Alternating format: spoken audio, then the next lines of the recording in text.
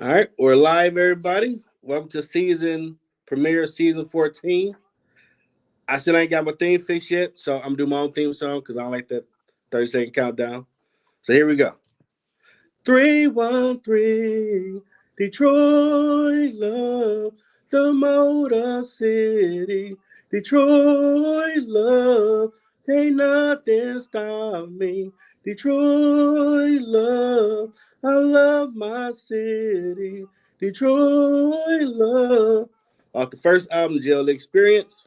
So check it out. Only music copyright. Don't mute on Facebook.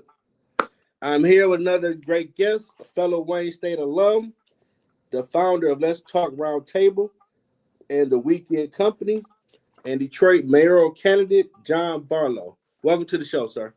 Man, thank you so much for bringing me on there. Thanks for that warm introduction. But more so, thanks for opening it up. And I haven't heard a love song to Detroit like that in a minute. I truly commend you for it. So, Hey, uh, go check out the music, man. All positive with banging beats, baby. well, we'll definitely get into how we met and how we came across each other. But more so than anything, I'm gonna have you hold me to that. I'm gonna have to go check everything out. Dang, got two albums. You're gonna love it. Change your life. Yes, sir. Yes, sir. Now, I know you asked me off camera a little bit about me. Um, I'm author, musician, journalist, CEO, host of three shows, the interview show, Middle Ground Lee. Have a sports show, talk a lot of trash, sports line with Lee and Marte, and a grown and sexy conversation about everything going on in the world, ground floor. I never thought I'd do this because I went to Cooley, graduated in 96. I had one semester of journalism, school paper. Never thought I'd be doing this, but my dad was a pastor and God sneaky. So he got me doing ministry through helping people find their purpose. Wow. And I've been blessed to meet a lot of amazing people on LinkedIn and across other social media platforms. What do your friends call you, Mr. Lee? Nah, they call me Jeff. Jeff? Okay. All right. All Cause I right. never used my middle name, so it's like, wow, Gerald Lee, that's weird. I never uh, liked Lamont, well, but well, you well, know. well, Jeff, it's truly an honor to be able to just speak with you and of course all your listeners for a few minutes. I think ultimately, creative individuals like yourself, um, who have navigated and found their way to the success that they're at now, um, regardless of what Detroit atmosphere they've been put in or however way the road has turned. I truly believe that individuals like yourself are still the heartbeat of what Detroit is made of. So I definitely commend you for holding all those credentials and hats. Because it sounds like you're busy. You one of those many busy Detroiters who keeping the thing going. So, more kudos to you. And I got a press pass. I got to start using it. So I got to come to your events. Like I'm pressed. Hey, hey, What we're talking about. you good at all the events, and especially if you got a press pass. That's one of the most valuable things that I don't believe our community is so much aware of. That just being part of the media, Yeah. having your voice heard, being an advocate, and being able to just at least tell the story, tell the narrative is such a powerful thing. And I wish even more um, individuals would do that. But we'll talk about how I'm hopefully putting the next generation in position to do that a little bit later on. Okay. So first question: what led you to this path? Well, interesting enough, again, I'm not a career politician. I tell everybody that offhand. I did run for office back in 2009, um, Okay. in which I ran for city council, one of the last at-large races. And I told myself then, politics, I'd rather stay out. I've been able to create a lot of impact quietly behind the scenes. Um, Okay. most preachers like myself and just advocates who understand the international to the local uh, systems and forces that make these different dynamics work in such a way. Um, you don't have to be in front of the camera all the time. Mm-hmm. I think that ultimately, when we showcase those who are doing the work that gets overlooked. I think that's the best use of camera time. And so this path has just been cumulative and overflowing body of work that has gone from me working with youth in coaching in DPS after I've worked in the schools, in addition to in the churches, and in my fraternity, Alpha Phi Alpha Fraternity Incorporated, um, all the way to working with people like Luther Keith and Ken Donaldson over at Black United Fund and Arise Detroit. But it's also been taking the lead from people like Cindy Eggleton, Bill O'Brien, some individuals that's just been behind the scenes working tirelessly in community organizing and early childhood education. I was there during the foreclosure crisis in 2008. I Ooh. helped several I helped guide Detroiters to an emerging market. In 2017, where I passed two pieces of legislation by putting two initiatives on the ballot in 2017. And I, nationally, I've done, and internationally, I've done work in Atlanta, Miami, Houston, DC. I travel, and I've made the last 5 to 6 years, especially during COVID. You'll hear Mm-hmm. me talking about COVID all day long. Nah, man. But when you know who did not have the simple test in other countries, and you also know who didn't have them locally in this country, it it sheds a different light on on what was in place during that time. And so I just tell a lot of people I'm different. I've done some things um that I can bring back to Detroit in such a way. Not to say that I've ever left. It's just that I can bring some things and some ideas and some plans back to Detroit that allows us to spur that innovation. And that's why I'm here. I want all Detroiters to win. I'm tired of them losing, trying to win. We have the same leaders in place from when I ran 15 years ago. Um, Yeah. and ain't nothing changed. Yeah. We just had a mayor to lay a smooth foundation and keep everybody from arguing. But what he has done is have results in a number of different areas, and I'm going to double down on those results. We're going to continue not to argue. We're going to be unified, and ultimately, we're going to move the city forward to become an international innovation hub, something like none other. That's what we do need. We definitely need that. Okay. So, what made you start the Let's Talk Roundtable and the Weekend Company? Man, you're asking some simple questions. I've been on several podcasts and they ain't asked me none of these simple questions. Um, maybe we got too deep, and maybe their podcasts are just about some other things. But those are some great questions. Let's start with the second part, the Weekend Company, and then Go um, ahead. let's talk roundtable. The Weekend Company is an international concierge and the hospitality and travel company. Uh, I started that during my travels because I was coming across a number of high net worth and high level and corporate clients that needed a number of different arrangements and needed a number of different pathways to fulfill travel and experiences worldwide. I believe there was a number of different minorities that were looking to offer their assets, such as homes, villas, and other timeshare type of properties onto the market because everybody was kind of shifting assets during COVID. And so we took advantage of that to be able to help a number of different individuals really make additional profits and revenue to really sustain their lifestyle, as well as their family income and family revenue. And it's just really, to be honest about it, it's just about dealing with people that have money. I'm gonna Okay. be honest with you. A lot of us don't have money, and Mm-hmm. and those of us who do experience a life that some of us only dream of. And so the Weekend Company allows for me to really give all types of individuals a great experience at hopefully the cheapest cost by still keeping it in the community and things of that nature. So that's what the Weekend Company represents. But let's talk roundtable is just a magnificent and wonderful platform that we started to build about a year and a half ago now, Okay. where we hosted about 300 plus leaders in about 13 roundtables. Normally it's 16 individuals or less. We had everybody from Rhonda Walker to uh, Rob Beard to Mario Morrow. Nice. Some of those round tables. Lloyd Banks and Twan Murphy and Eric Foster are some of my co-founders, and Diamo Murphy are some of my co-founders in that platform. And we just wanted to really dig deeper into some of the conversations that leaders wanted to and needed to talk about in order to start to move to collaboration. And so our goal is ultimately to continue those conversations, continue to merge and merge relationships and build relationships and build bridges that normally don't exist. So what did that look like?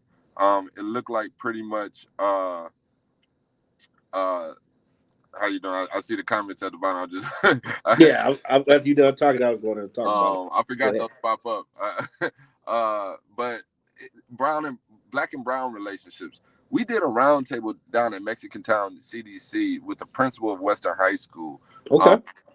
Ozzy Riviera, who teach arts and culture down there, and it allowed us to really dig deep. We learned history about the Cinco de Mayo parade that's coming up in about a month or so, and a number of different historical pieces that really tie Black advocacy or African American advocacy to Latino and Hispanic advocacy, in which you wouldn't necessarily know that those threads and those interconnections exist. And so it really gives you a deeper purpose when you start to kind of move outside of yourself and outside of your community, outside of our quote unquote color or skin, in order to put yourself in someone else's shoes and start to realize that they not too different from us, and they really sometimes get worse treatment than what we know to be the case. And so I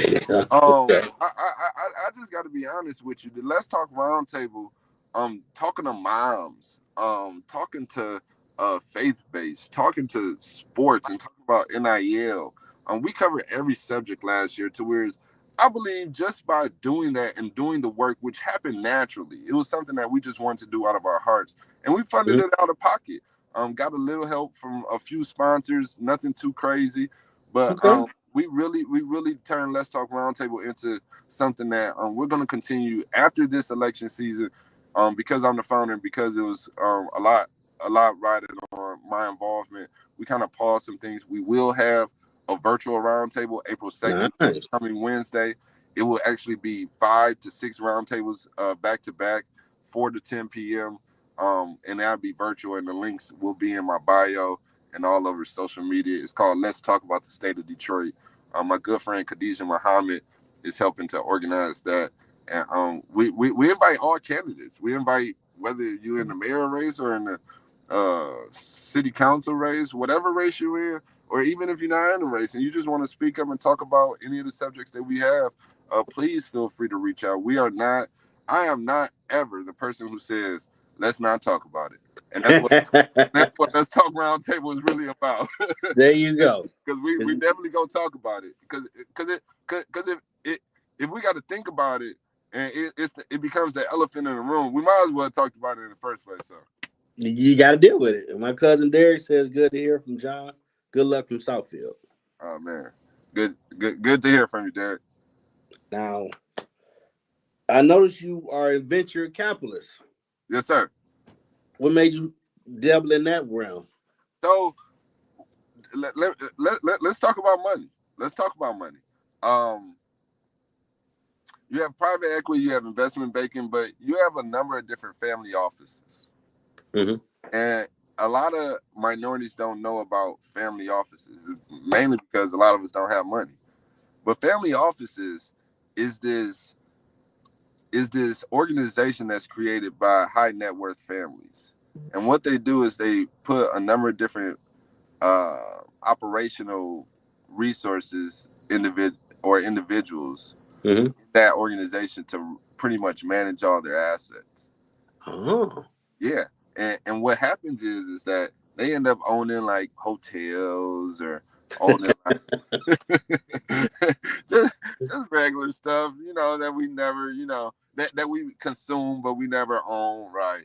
And so And so what I started to do was attach myself to a number of family offices down in Miami, and of course, half of them don't look like us. Yeah. But it was in order to start to help them guide their capital towards projects that we can very well participate in and have ownership in. And sitting outside the Detroit People's Food Co-op is a wonderful example of how the community can crowdsource around different projects. And so my work in the venture capitalist world has dibbled and dabbled to whereas I've had tech projects. I haven't had to start my own venture capital company or firm. We are on the cusp of doing that, depending on how this election season goes and things of that nature. Because we do really want to level the playing field and really harness the global Afro-centric dollar, but the minority dollar globally, I think, has a way and the ability and potential to do some real magnificent, impactful things that hasn't been accomplished yet.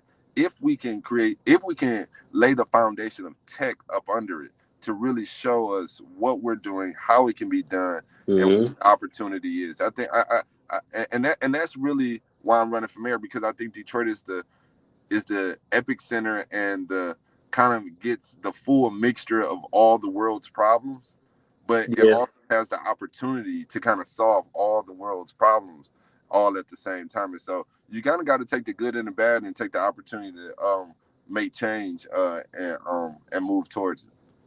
And we're right next to Canada. Man, come on, man. Can anybody say they're right next to another country? Well, you gotta understand money and how relationships work around money in order to really lead a community or lead a group of people. Whether it's on your block, in a block club, whether it's in Mm-hmm. your church, whether it's at the principal or the superintendent of a school district. Anytime you're dealing with a group of people, you really got to understand money and understand business. And I think that's one of the greatest values and assets that I bring to this to this race and to this position when elected, is that you're not going to get just a preacher, a politician, or something that is pushing for uh, anything that's of themselves or a self agenda. Like, I'm not tied to anybody. I'm the only self funded campaign. It might be one or two others, but they don't come from or have the experiences or see people or want to reach every family. And I'm gonna talk a little bit more about my plan to reach every family in a minute, but I just want to pause there and digress because I know you probably have a few more questions. Yeah. How did Wayne State prepare you for this journey? Well, Wayne State, fix my little sign here. Mm-hmm. Uh, Wayne State, Wayne State was interesting. I told another podcast and didn't get too deep into it, but it gave me all the relationships in terms of seeing internationally, and seeing, just like you mentioned, Canada in a very unique way. A lot of individuals of the Ethiopian descent come Mm-hmm. from Windsor, Ontario. I mean Windsor, Canada, and they the just the culture of being exposed to it when you normally don't get that in the hood or on the block rather. Um, it opened my eyes to a lot, and then being a commuter school and really being on and off campus, trying to work, trying to it, like Yeah. that people don't understand. That's a grind. Trying to grind in Detroit and go to Wayne State in the Get winter, out the mud. in the winter, Man, man. People don't that understand. cold through Gully Boy. These kids got it good. These kids Yeah. got it good. They can. I mean, well, I take that back. Let me take that back because they are still getting mistreated in a lot of different ways. Transportation, parking Yeah. costs, and things like that. They're they it might be some better facilities because of the times and how things are Mm-hmm. caught up, but still the same, some of the same social pressures and some of the same quality of life issues still exist for a lot of those students. And so I plan on fighting for them probably more than most. I'm glad you brought Wayne State up because it taught me it reminds me that there's always that, even though you have the youth and we talk about K through 12 a lot, we almost leave out that college student Mm-hmm. way too much. People talk about student loans and things like that. Well, that's for after people have kind of gone through college a lot of times. But those who are actually in the mud, in the thick of it, trying to make it happen, trying to find out. And I got a chance to visit Wayne State actually yesterday or the day before. Yes, yeah, it was actually yesterday when I saw Okay. a pitch competition. It's the first annual Mike Ilitch uh, Yeah. pitch competition. I was down there with good friend Niles Heron and Belvin and the rest of the guys down there. I was just totally amazed that Oh, that'd these be serious. man, these young people had some great ideas. They were thoroughly thought through, and I can't do nothing but commend them for just doing a magnificent job at showing showing what young people can really do. And not so much what young people can do, what Detroiters can do. These projects weren't your run of the day meal projects. These were AI Mm, projects. These were we're going to help people in wheelchairs non-invasively go through their brain, but still be able to power a wheelchair without that. For those who have certain type of illnesses, mm-hmm. then they have complete motor skills and things like that in their hands, and to be able to manage a wheelchair. And so, I mean, between that and other projects, I was just thoroughly amazed. But Wayne State taught me a lot. It has a lot to offer, but you need you need a leader. Back to why I'm running for mayor. You need a leader that understands these dynamics, right? You need a leader Mm-hmm. that understands those students, has gone down there, talked to them, supports them, inspires them, wants them around, wants them involved in the engagement process, in the voting process, and all that. And I think they're one of our greatest assets. The relationships that can be made with them in the Detroit Public Schools for mentoring from a college to a student level. You have programs like City Year. Thank God Andre Ebron is over there, and my good friend Penny Baylor for all these years have been over there just tirelessly working. And so we got some great assets and some great people. We just got to listen to some of the leaders that are really wanting innovative future change. And we kind of got to stop listening to those who are kind of got us stuck in the past. Yeah, because Mike Ellis, they're gonna give you the game. Wayne State. The best thing I'll notice about them, you always had a final project where they made sure all different ethnicity had to work together. Yeah. You got to talk to each other. You can't just be segregated. And you learn we all the same. We just different colors. Same struggle, same trying to make something for yourself. Now, did you play any instruments that way? Yeah, piano. Because I went from engineering, I couldn't pass math, to music management, and then I learned ear training. Lord. Calculus ain't got nothing on ear training. Then I'm Yeah, like, you know what? I dropped out and I came back in 2013. I met with the head. He was like, you know what? It's the same stuff in business management. I like your thinking. I'm trying to get out of here because yeah. I was custodian, so they paid for school. And 7 years straight, August 2020, I was done. Well, man. Well, I'll put you like this. A lot of us have have taken our time at Wayne State, and I think it's been worth it. Oh Wayne yeah. Wayne State has done some great things, but I think Detroit. I'm a DPS student, and Oh, me too. I tell you, DPS as it was Yeah, prepared back in the day. prepared us for a good deal. Mm-hmm. And that's probably one of the only reasons we still survived outside of our village that kind of raised us. And so, Mm-hmm. Detroit, I never am pointing the finger at what Detroit didn't do. I'm always pointing the finger at the good that it has done, and then Mm-hmm. what we can do. Um, I really try to stay on the positive front, but sometimes you got to call out, mess when you Yeah, see it, just so that's you can true. address it. That's true. Now, before I ask you the voter questions, you ever thought about writing a book? Yeah, I actually wrote a book. I really didn't publish it. Okay. Um, My spidey sense ain't wrong. yeah. I actually wrote a book called Radical Sunday. Um, Okay. it's a build up and a evolution to what Saul Alinsky wrote for Rules for Radicals. Okay. And it really, I think it does something to the individual if they really want to tap into who they are and what they want to do for others. Um, because it's always about meeting someone where they are. You can't say that you're going to be a leader and help and say you're going to help people and you're not willing to stop and have a conversation and see them where they are. I don't care if it's somebody on the corner with a sign.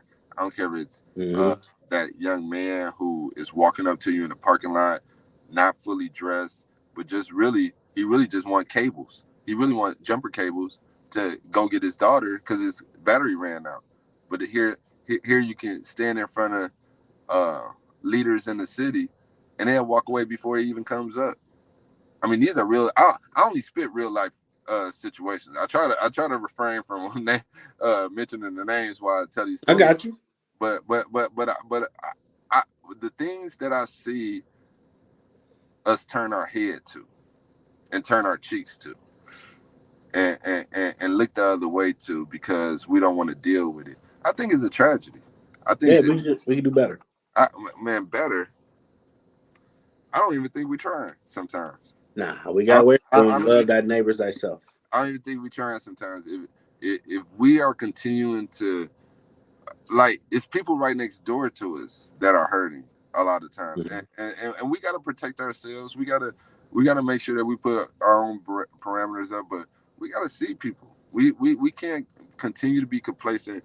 If it's 700,000 people in this in this city right now, I shouldn't see 20 people uh down at the bus stop laying on the buses laying on the seats at 7 a.m. It doesn't make sense. I agree. A few bigger questions I got for you. First one: why do you want to be mayor? Well, honestly, if I had another choice, I wouldn't be mayor. I mean, I'm trying to be honest with you. I feel you. I'm fully transparent with everybody. If I had to call it, I would not be it.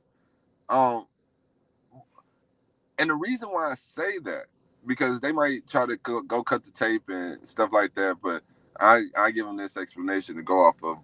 The reason why I say that is because I really looked and I tried to talk to every last candidate as well as those who were considering getting in.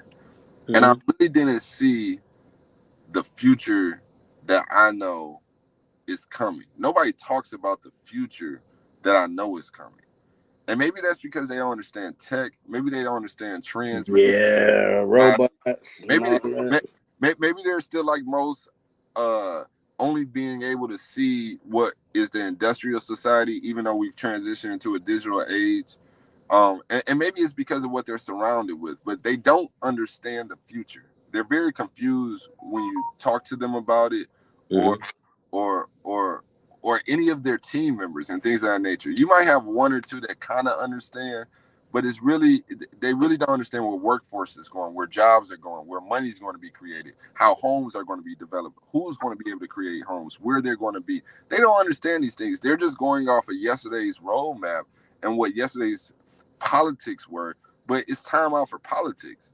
When people are falling through the gaps, when Washington is reformatting and changing the way that modern America looks, and they really don't even understand how and what is going on in Washington in order to understand how to prepare us for the future. And so, for me, I was looking for that candidate to. I run campaigns normally, Okay. so I was looking for the candidate to come pay me to consult them. So, but I didn't. I only pick. I only like winners. So if I can't win with anybody, and I'm not seeing them really prepare our families and try to re-knit that fabric of hope that we call family and make Detroit community like again. Yeah. I couldn't sit back and continue to travel, continue to do business, and continue to live a great life when people are back here hurting. And so for me, it was more of a talk with God, and He said, "Go now," and that's what I did. And I'm just gonna be honest with you. Some people would be like, "Oh, God told you." I mean, that's between. I made sure it was cool, because I didn't know what He was saying at the time, and I told, and He said, "Go and advocate for those who are being overlooked." And so that's what we're gonna do. Win or lose, We're going to make sure that the right agendas are pushed to the top. They're not going to be able to overlook them because they have a candidate that they have to speak to at this point. They can't go into one room and then go out and then say something else to the next room no more. I'm in this conversation. You're not running. I'm coming straight for every last syllable that you utter, and I don't care what it takes. I want to make sure that people understand what's going on. A lot of people don't understand what's going on. They need it digestible for them to be able to for them to be able to totally be aware of how money moves, what is going on, who's making what decision, and it doesn't need to be complicated all the time. Nah.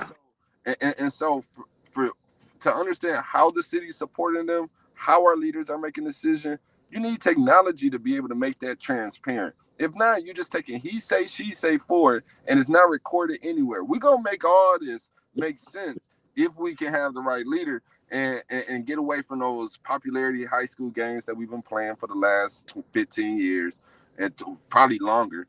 But this is the greatest time to do it because we're at a time where in those Kobo Kavanaugh years when we were bidding for the Olympics, we're right on that cusp if we can make that turn. But we got to have the right leader, and I believe the people will see it, and people will understand that my competence and my experience level totally outweighs anyone that comes to the table right now.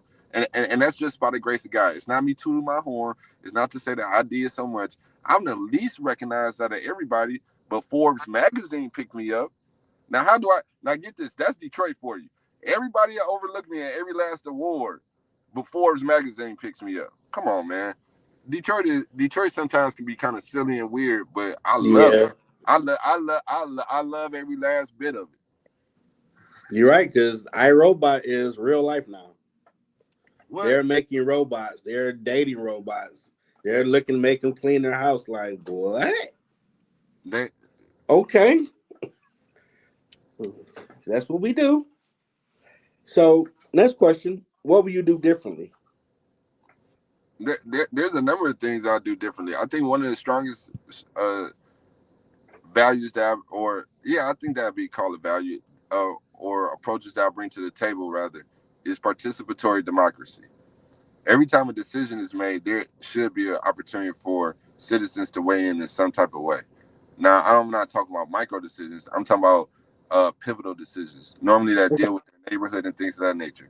You'll hear a lot of candidates probably talk about strategic master plans or district plans and stuff like that. I don't know what they might come up with with what type of plans they might come up. I think I have the best plan. That's reaching every family, and that goes down to the house, almost to the room, to the block, to the neighborhood, then to the district. It's really about doing a micro targeting and a real micro approach to clinical approach rather to what we really need to be providing and who really needs what support. Because if we can't see where our assets are, if we can't see where our gaps are, then how are we going to make this thing work? And so when you start discussing things such as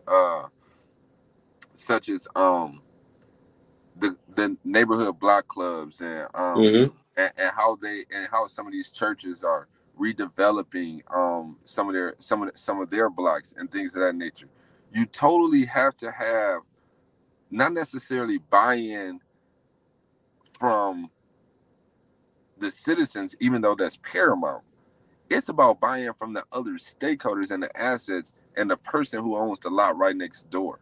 And because normally that person who owns the lot next door to that church is outside the city, outside the state, normally outside the country in some instances where they're not being able to be called to the table.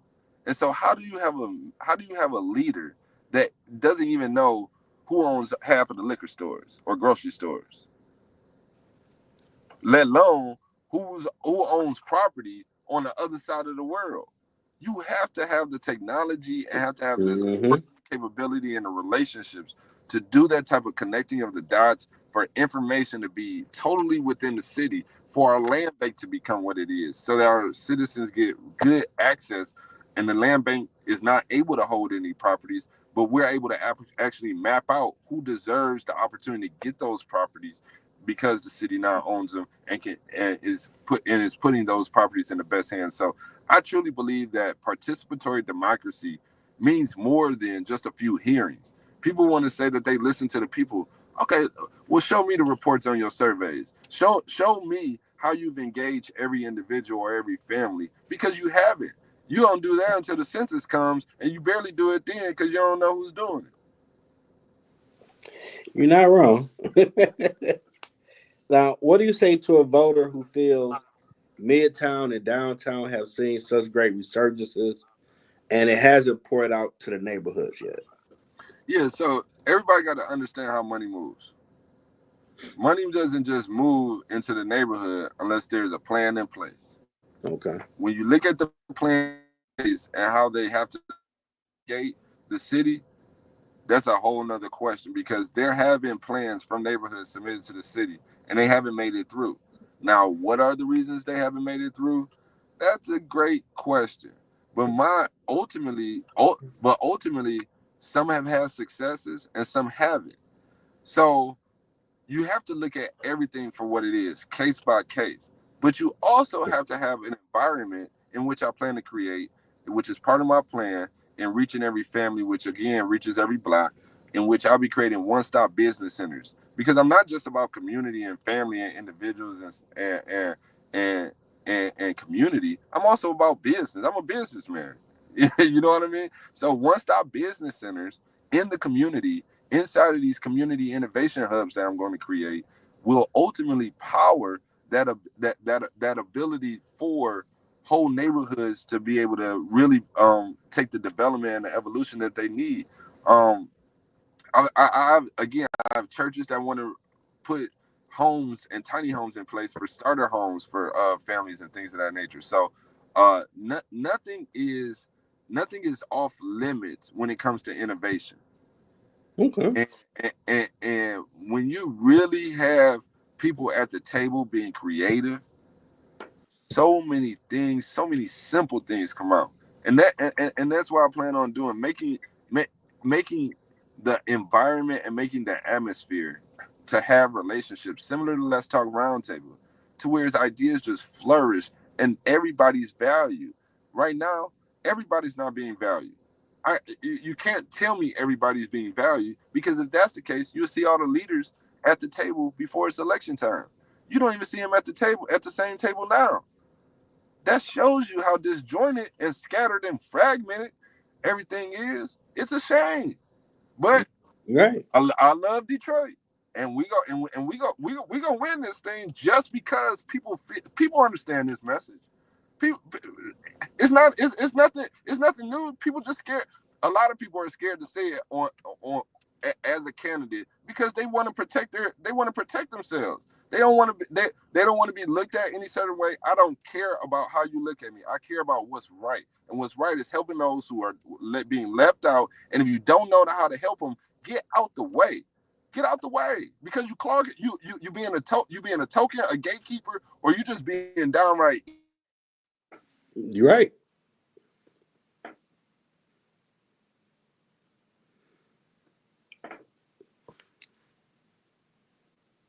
Come back. The screen froze up for a minute. He should be coming back soon. I'll let him know.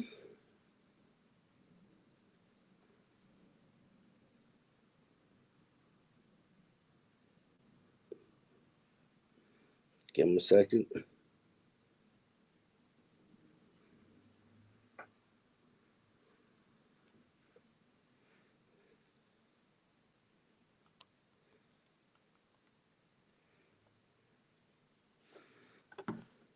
He should be jumping back on soon. Screen froze up. Technology. Sound like a lot of good stuff you want to do. He should be able to jump back on. I'll be checking. Technology, it happens. I mean, Detroit definitely is on the come up with a lot of good stuff. And I like what I'm hearing. Got to give it to him. You know. We should better get it fixed shortly. Because technology has evolved with robotics. And probably the next 5 years, that's where we will be in the robot age.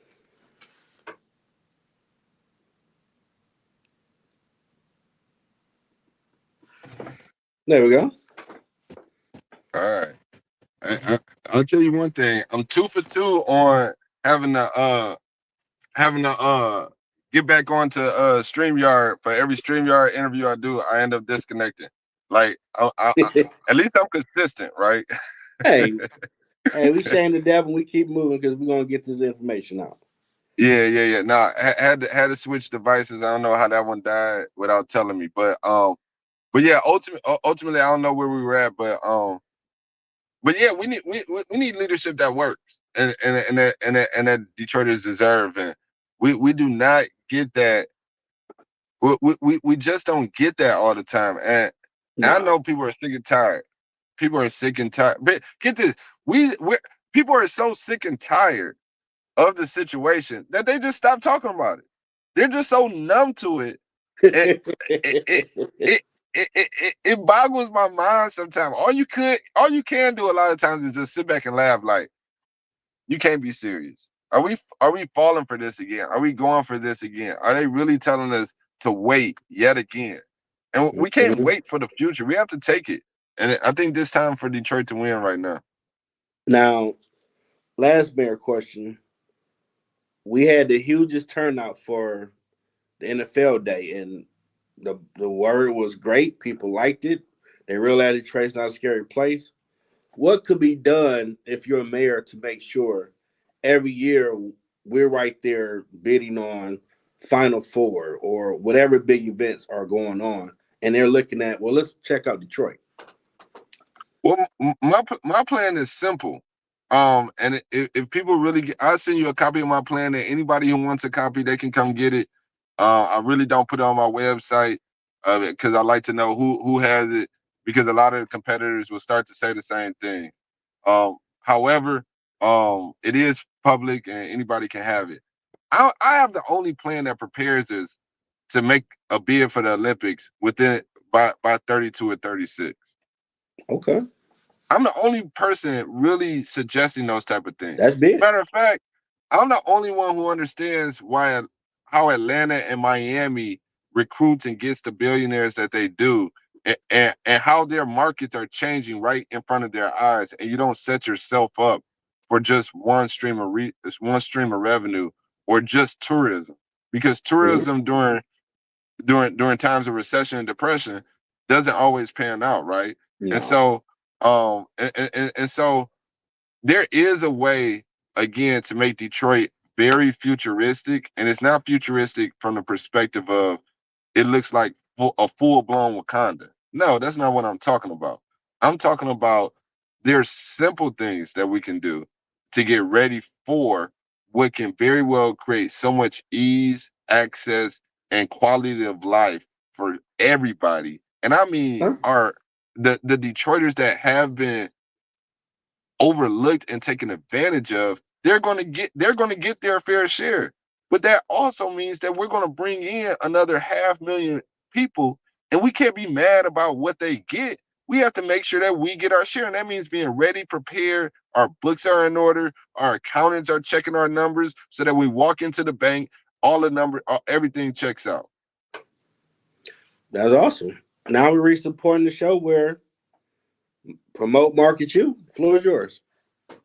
Oh, man, listen, no, I don't want to ever talk about myself. I just want to talk about how much I love Detroit, and how much I believe Detroit will love me as their leader. I mean, I'll be honest with you. I felt that I was doing a good work.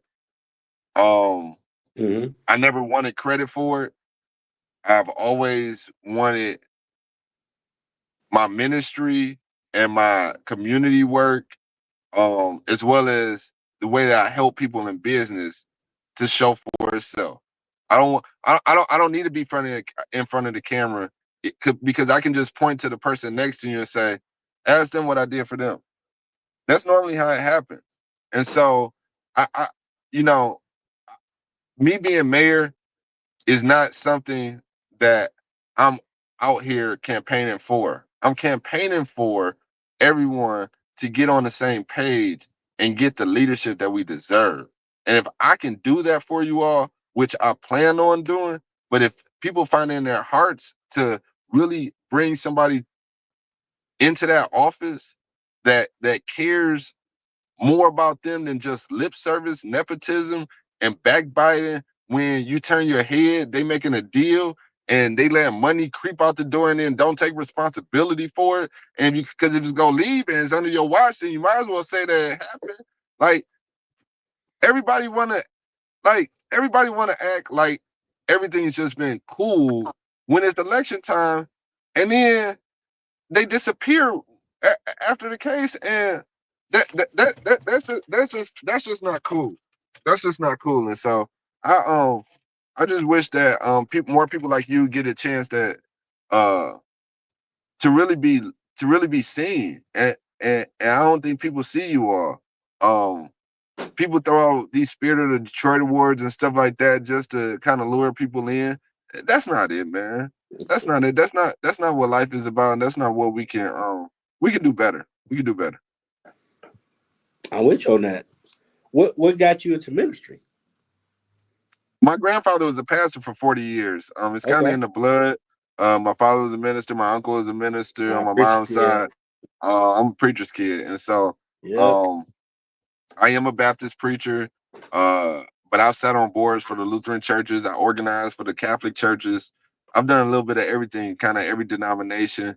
Our family has ties, and our ministry goes outside of four walls. It ain't just worship on Sunday. We in the community. It's not even about feeding feeding turkeys on Thanksgiving or doing food pantries and stuff like that. It's really about changing the way that the landscape looks.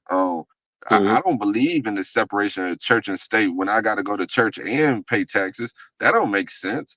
Uh, Yeah, you gonna cut right. me in half? You gonna cut me in half now? And so, I believe that my ministry is about leveling the playing field for those who are left out. And so, I'm one body of work. Ministry, community work is one and the same. If someone can get the help uh that they need, and I have it to be able to give to them, that's what they're going to get. And so, I mean, that goes and get this. That's not only for the brokest or the poorest. That's for the richest too, because sometimes we got to help the people who have money in order for get this. You don't know how many people got money that got mental health issues because they family done ran them crazy and things of that nature. Sometimes you need Yeah. a sometimes you need a good word at the highest level to make a Mm-hmm. good deed come out at the lowest. Man, I tell you, You ain't we, lying. we can't always we can't always point the finger at what's dividing us as to why we're gonna why we have to make a different situation. No, we should be pointing the finger at what brings us together, to whereas that's the solution to what's going to keep on going. Because get this, let's say, to your point, downtown and midtown got a whole lot of help, and then the communities didn't get none. Okay, so for the next 10, 12 years, we'll give communities all the help, and then we ain't gonna give downtown no help. Then what downtown gonna look like? A 12-year, Yeah, it goes, a it red, goes back. a broken down 12-year-old downtown. You gotta have balance. You're right. It's out of balance. You have to do both at the same time. Now, if you can accelerate one more than the other, then that's what you do. And if you think about it, get this. I'll tell you something that just hit my spirit that I really I have a vision for. When I talk about these community innovation hubs and these businesses and things like that, when you really look at what communities can be, you can create mini downtowns in your community. And so so Yeah. we have to start thinking about, what does a downtown look like? What does it represent?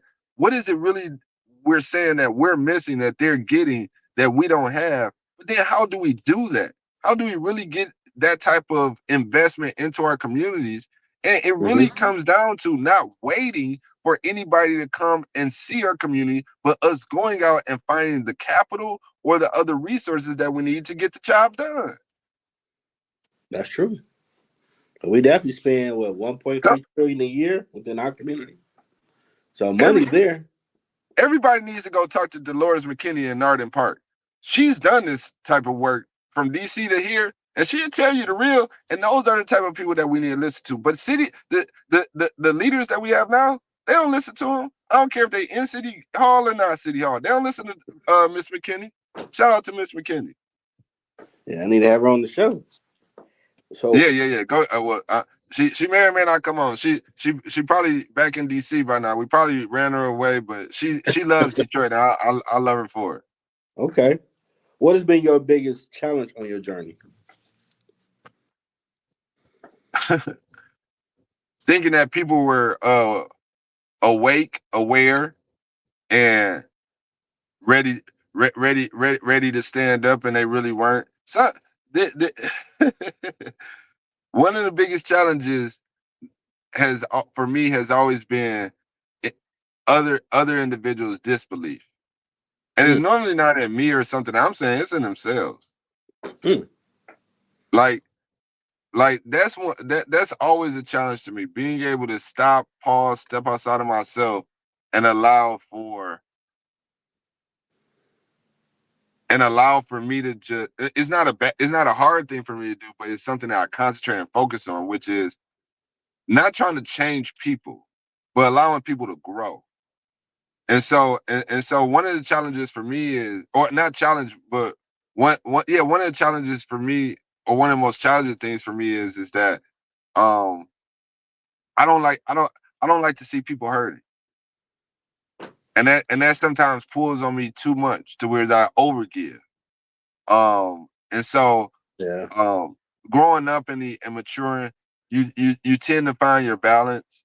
But Mm, that I think that would be one of my challenges: overgiving, not giving myself more throughout the process, always trying to serve some people.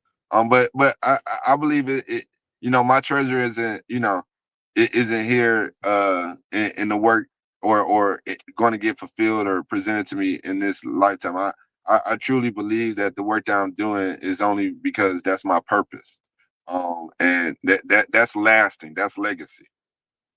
that's true. I've doing this made me start looking at legacy because I've been blessed to be in season 14, over 300 episodes. A lot of amazing people willing to share I, their story to help someone else get off their butt and try to find their purpose or start again. you, you never know what a story can do for somebody else. Hmm. And the fact that we have to tell our stories and we don't do it enough, we should be, slapping ourselves on the hand saying, listen, well, all these resources and all these things that God has blessed us with, we should be able to tell our story. So That's true. In your words, what has been your biggest impact in the community? my biggest impact, Hmm. I believe it's, I, I would say, besides the millions of dollars that I tried to bring into the city through the legislation changes that I've had, which did end up coming, um, and besides the work that I did trying to bring organizations and grassroots organizations together, I think my greatest impact was helping to save homes and back in the foreclosure crisis, people's homes in 2008. But I think more so than anything, I think it's been a time that I've been able to spend with youth across the board. Okay. Um, I'm real fond of any opportunity to really serve and inspire youth to the greatest they could be. Like, they're so smart, they're so intelligent, they have so Hmm. much information at their fingertips, and they can do so much. So I really always say we need to do more for our youth, and you have to know them, and you have to know what they're capable of, and you have to know technology. I Yeah. totally cringe when people say they want to help youth and they don't know how to work technology. How are you gonna help the person who? How you gonna help the person do something? You don't even know how to do what they need to be doing. Like, that doesn't make sense. Yeah, you got to stay current. I mean, I track people Yeah, a lot of different social platforms or what they do because it's relevant. yeah, yeah, yeah. And again, that's why I believe that I'm still one of the best options and candidates with the most experience in fields like that, to where I could connect generations.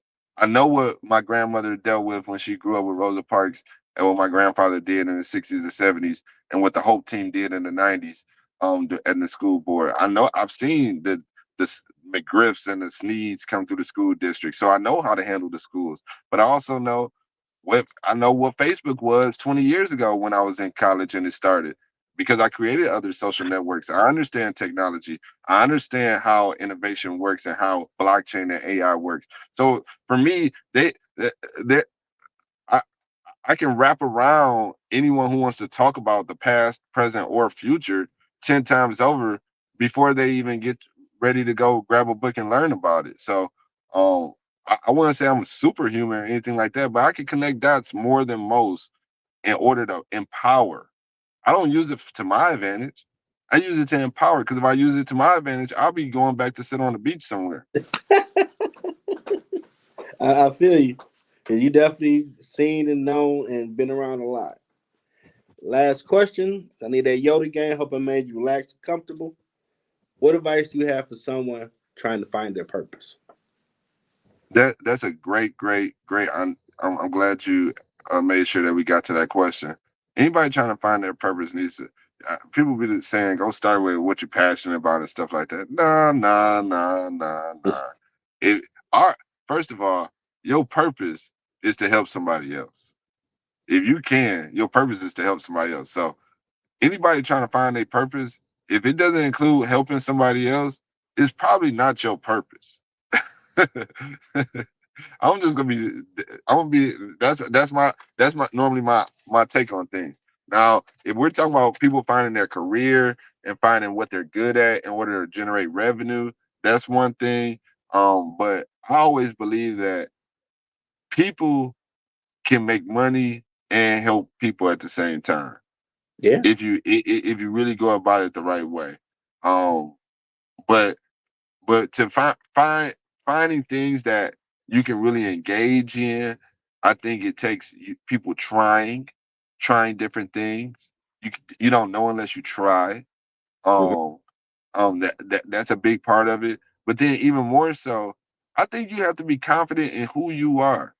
Find the confidence that makes you the best you to compete against the best you, so that you can be better than the you are today, and you can ultimately achieve those goals that you set out to in the first place. Because Keon Clinton, one of my fraternity brothers here in the city, who Mhm. runs the 1% Better community, I mean, I just love the whole approach that he has. 1% better. Get 1% better every day. Just try to get a little bit better every day. And so, anybody trying to find their purpose, if they're just trying to get better every day, they're going to get to it. But as though it's when we become lax, we settle for the same stuff like we have for the last 15 years in Detroit, the same old leadership, and we ain't had to do all that. We can actually get a little bit better every day and ask a few more questions and engage a little bit more. And hopefully, my prayer is that everyone comes out and votes August 5th in order to show that we are getting better as a community I'm with you and on we that found one. our purpose. But you're right, because if you find your purpose, God know you need money. He likes Yeah, everything. So if you're in your right assignment, the money will come. every time. Got to be patient. He ain't never left me out, I'll tell you that much. Hey, I'm unemployed at the moment, looking for jobs, and he been supplying my needs. He does it every single time. Hmm. So did I meet my mission statement? Where you feel like family? Oh, come on, man. Uh, I'm just glad that I've been able to take this few minutes just to be able to speak to you, feeling like family. You done more than that, and I can't thank you enough for the time that you allowed me to spend. I like to be candid. I hate that I had to do this in the car, but I wanted to make sure You that I stuck good? to my commitment. I stuck to my commitment to you, to all your listeners. Next time I will have a much more better set. Hopefully, all the audio came through clear clear as it could. And just to remind you, I am very consistent. This is my second StreamYard, and my phone did go out yet again on my second StreamYard. Yeah, yeah. StreamYard do have issues with certain people. I know they No, got. no, no, no. It's my phone dying. But get this. But get this. I like to be transparent. I like to hold myself accountable. I like to tell people when I messed up, when I could do, how I can do better. But ultimately, I'm a winner. I'm going to win, and if I can lead, if I so get the support of Detroiters, I guarantee you we're going to win, and we're going to win big. And so, thank you for your time, Jeff. Hey, I like what you saying. You got my vote. I'm I putting word in appreciate for you, you. man. I appreciate You keeping it real. And that's what we need. Real people doing real things. It's all simple. you. Yes, sir. So I want to thank Let's Talk Roundtable and the Weekend Company founder, fellow Wayne State University alum, preacher, and Detroit mayoral candidate John Barlow for his time, sharing the story, telling you how to get your purpose, and go vote for him August 5th. Thanks so much, Jeff. I appreciate you and your listeners. You too, man. I'm about to do my outro out because I can't do that 30-second thing. So you can close off if you want. Yeah. No, no, no. I'll go ahead and jump off. But Yeah, go ahead. is it the song again? Yeah, you go ahead Oh, and I'm drop. staying for that. I'm staying Oh, for that. okay. I'm staying for that. I don't care. I don't care if you don't got no piano or nothing. I'm Hey, staying for hey, that. hey, you can use Detroit love for your music when you do stuff now. You got No, my no, no, no. Hey. I go find Angela Davis. She sung at my announcement. I go get every last Detroiter, and we'll have a "We Are the World" song in a minute for Detroit with a whole lot of with a whole lot of artists. But I mean, it's about unity and it's about supporting each other. And Yes. my thing is this: like, I'm for you. I'm for you regardless. Good, bad, indifferent. I'm for you because we go win at the end. We gonna win if I That's true. support you when you need it. We gonna win. You're right. It's all about So being so go Avengers. ahead, outro us. Go ahead and outro us. All right. That 313 Detroit raised me. Detroit's in me. Can't nothing stop me. 313 Detroit love the Motor City. Detroit love, can't nothing stop me. Detroit love, I love my city. Detroit love. Till next time, everybody. Good job, man. All right, Talk to you soon. appreciate you.